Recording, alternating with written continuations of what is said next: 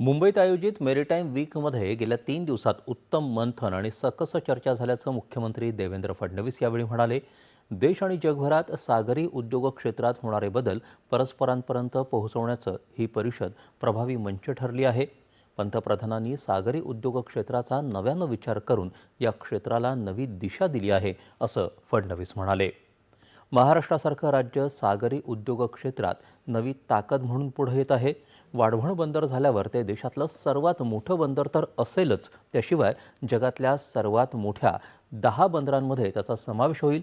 केवळ पंतप्रधान नरेंद्र मोदी यांच्यामुळेच वाढवण बंदर प्रत्यक्षात येण्याचं स्वप्न पूर्ण होऊ शकत आहे, असं मुख्यमंत्री म्हणाले. या परिषदेत महाराष्ट्रानं मोठे करार केले असल्याची माहितीही त्यांनी दिली. इंडिया मैरीटाइम वीक ये महाराष्ट्र के लिए बहुत ही फलदायी साबित हुआ है।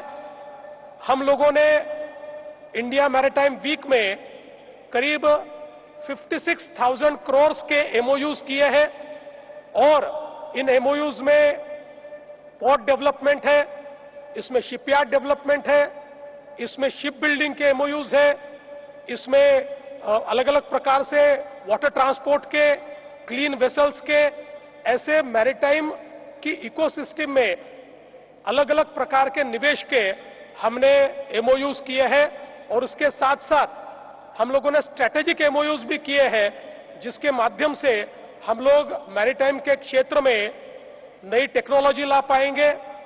हम लोग नई डिजिटल टेक्नोलॉजीज का इस्तेमाल कर पाएंगे, नया ह्यूमन रिसोर्स इसमें हम लोग क्रिएट कर पाएंगे।